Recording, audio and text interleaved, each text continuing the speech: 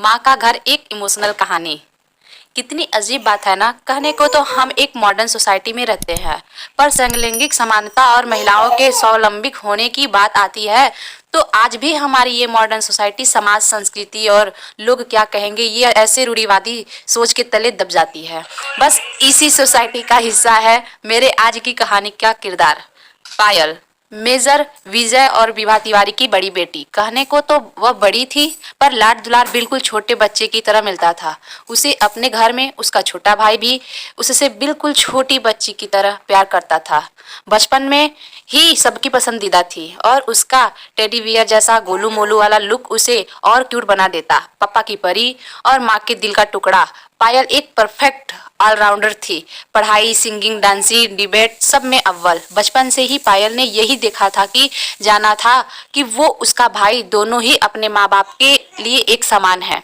हाँ, अपने मोहल्ले में उसने इस तरह की बातें जरूर सुनी थी और देखी थी, जहाँ लड़के और लड़कियों में भेदभाव किया जाता था, पर ये सुनने अपने घर में कभी महसूस नहीं किया और नहीं देखा। शायद यही वजह थी कि वो अपनी फैमिली को बेस्ट नहीं बेस्टेड मानती थी। सूर्यनगर जैसे छोटे शहर में रहकर भी उसे कभी ये महसूस नहीं हुआ कि उसे कोई सुविधा नहीं मिल पा रही या उस पर कोई पसंदीदा लगाई जा रही थी। उसके कहने से पहले ही चीजें सामने होती थी, चाहे वो पढ़ाई के लिए कंप्यूटर हो या अपनी सिंगिंग की हॉबी को फॉलो करने के लिए गिटार हो। उसके पापा अपनी लाडली को किसी भी चीज की कमी नहीं होने दी। एक दिन पायल बेसब्री से अपने 12वीं के रिजल्ट का इंतजार कर रही थी। अपनी 12वीं की परीक्षा में उत्तीर्ण होकर पायल ने फिर से वो इतिहास दोहराया जो टॉपर पायल ने 10वीं की में रचा था। घर में होली दिवाली जैसा माहौल था। रिश्तेदारों के बधाइयों की लाइन लगी हुई थी। मिठाइयों से घर भरा हुआ था और आज एक बार फिर अपनी बेटी की वजह से मेजर साहब का सीना गर्व से फूला नहीं समा रहा था। अपने पापा के आंखों से खुशी के आंसू छलकता देखकर पायल ने झट से उन्हें गले से लगा लिया और तरह की लंबी सांस ली। आखिर यही तो उसके जीवन का एक लौता मकसद था जो शायद हर बेटी का होता है, अपने माता को प्राउड फील करवाना। रिजल्ट्स के कुछ दिन बाद ही इंजीनियरिंग कॉलेज में कॉल आ गया और अपने सपने की तरह एक और कदम आगे लेने का वक्त आ गया था। वैसे मन में तो सवालों की सुनामी सी चल रही थी। पायल ने मन में घर से इतनी दूर रह पाऊंगी या नहीं, मम्मी के बिना मुझे नींद कैसे आएगी। आज तक तो मैं माँ पर निर्भर थी, वहाँ अपने सारे काम खुद करके पढ़ाई करनी होगी। पढ़ाई अच्छे से काम कर पाऊंगी, कहीं मैं गलत संगत में तो न पड़ जाऊं। ऐसे ही न जाने कितने सवाल पायल के मन में आ रहे थे। उसने अपनी आंखें बंद की और एक लंबी सांस ली। उसे सिर्फ अपने पापा का चेहरा दिखाई दिया और उसने इन सारे सवालों को दरकिनार कर सिर्फ एक बात सोची कि 4 साल की इस जुदाई से उसका और उसके पापा का वो सपना पूरा हो सकता है जो दोनों के साथ देखा था। तिवारी परिवार की पहली इंजीनियर का ताज अपने सर पर पहनना चाहती थी पायल। अपने दिल को मजबूत कर पायल ने माँ पापा का आशीर्वाद लिया और चेहरे पर मुस्कान लिए चल पड़ी। वो ट्रेन में बैठकर अपने उस सपने को पूरा करने जो उसने और उसके पापा के साथ देखा था। और कॉलेज पहुंचते ही पायल की आंखें खुली की खुली रह गई। सूर्यनगर की छोटी सी गलियों से निकलकर वो आज मुंबई जैसे बड़े शहर में अपनी इंजीनियरिंग के सपने को जीने वाली थी। कॉलेज का पहला दिन बहुत ही शानदार रहा। पायल अपनी 2 रूममेट्स के साथ घुल मिल गई थी। उसे लगा कि नहीं था कि घर के बाहर भी कोई फैमिली हो सकता है, पर हॉस्टल में आकर उसे पता चला कि सिर्फ खून के रिश्ते ही अपने नहीं कहलाते, दिल का रिश्ता भी अपना ही कहलाता है। पायल अपनी दोनों रूममेट स्वाति और सुमन के साथ बहुत एंजॉय कर रही थी। साथ खाना, कॉलेज जाना, पढ़ाई में एक दूसरे की मदद करना। ऐसे लग रहा था कि पायल वही लड़की है जो कभी अपने घर से दूर नहीं गई थी। खैर, ये बात जानकर पायल के घर वालों को बहुत खुशी हुई कि वो हॉस्टल में अच्छे से एडजस्ट हो गई है और उसे घर वालों के बिना अकेला महसूस नहीं हो रहा। और जैसा कि अब तक होता आ रहा है, कॉलेज में भी पायल ने पढ़ाई के मामले में वही परंपरा कायम रखी और एक एग्ज़ाम में वो टॉप करती रही। बेटी का रिजल्ट देखकर पायल के माँ बाप को अपनी बेटी पर गर्व महसूस होता। पायल अपने आप को कॉलेज में बहुत रिजर्व रखती थी, न किसी से ज़्यादा बातचीत, न ही ज़्यादा दोस्ती।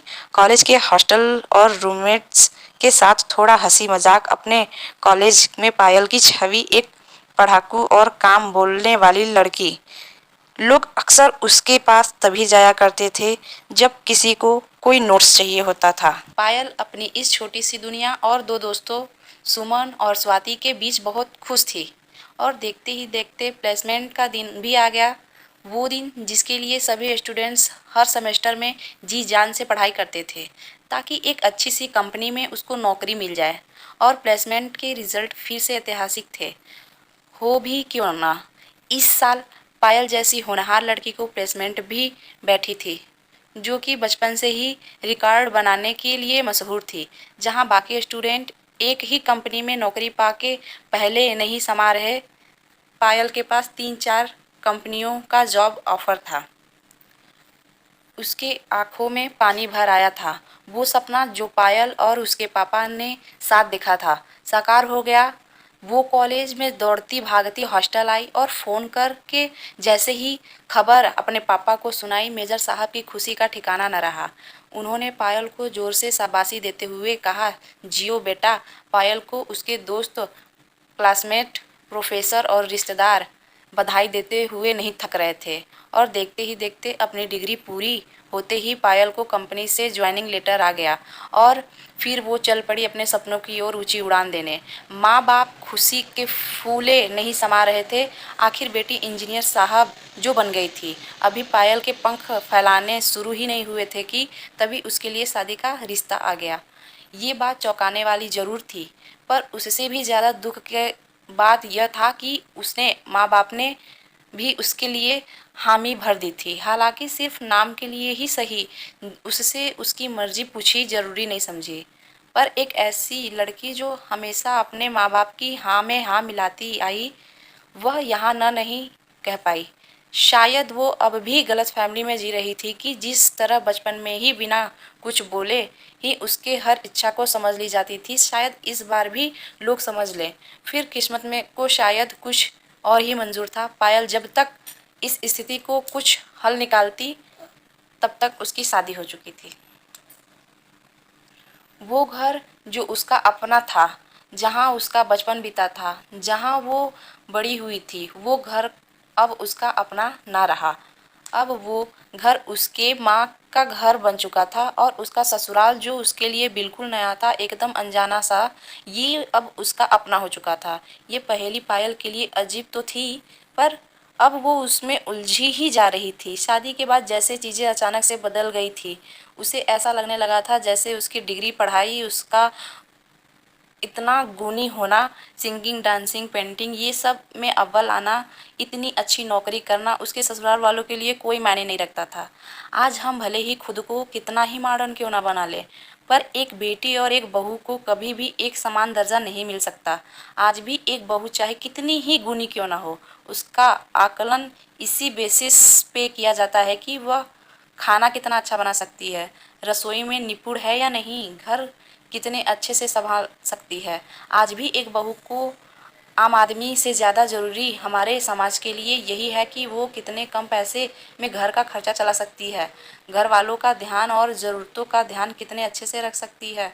अगर एक बहू घर में सुबह सुबह सबसे पहले उठ जाए तो ही वो संस्कारी कहलाती है, और अगर ना उठे तो माँ ने क्या सिखाया, ये ताने सुनने पड़ते हैं। सबसे बड़ी विडंबना तो ये है कि माँ का घर तो हर बच्चे का अपना होता है। न फिर क्यों हमारे समाज में शादी के बाद लड़कियों को ये शिक्षा दी जाती है कि चाहे ससुराल में कुछ भी हो जाए, माँ के घर लौट के नहीं जा सकते। क्यों हमेशा रिश्तों की डोर को मजबूत बनाना और थामे रखने की जिम्मेदारी लड़कियों को मत्थे मढ़ दिया जाती है।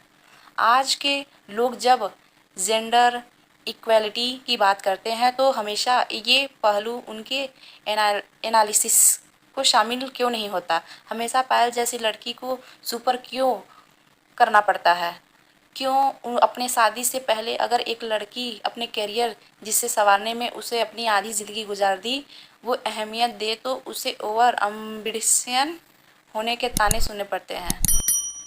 खैर पायल के साथ भी कुछ ऐसा ही हो रहा था। ससुराल के लोगों की अपेक्षाओं के बोझ तले उसकी खुद की खुशियाँ, अपना सपना दबता चला जा रहा था। जब वो भी अपनी भावनाएं पति से शेयर करने के बारे में सोचती तो पति देव के पास उसके लिए टाइम नहीं होता था, और अगर अपनी माँ या पापा से ये बात कहना चाहती तो बेटी अब वही तुम्हारा घर है, उसी में खुश रहना सीखो, ये सलाह मिलती थी।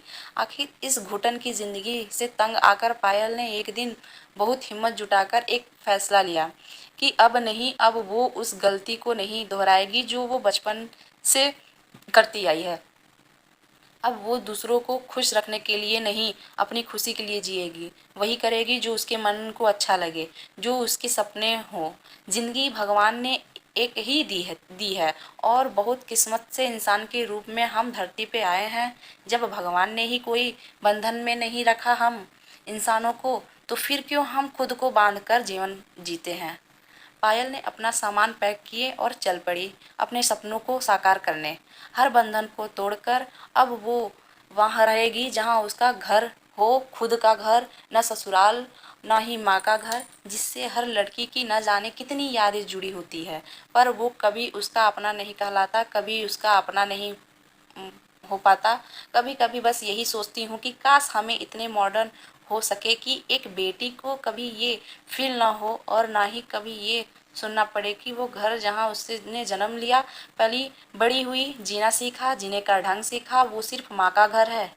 वो माँ जो अपने बच्चे एक आँख में आंसू देखते ही उसके अपने सीने से लगा लेती, जिस माँ को गले लगाने से ही बच्चों का दुख सारा खत्म हो जाता, वो माँ एक उस माँ का घर, कभी किसी बच्चे के लिए स्पेशल लड़की जिसे माँ की परछाई माना जाता, उसके लिए कभी पराया नहीं हो पाता।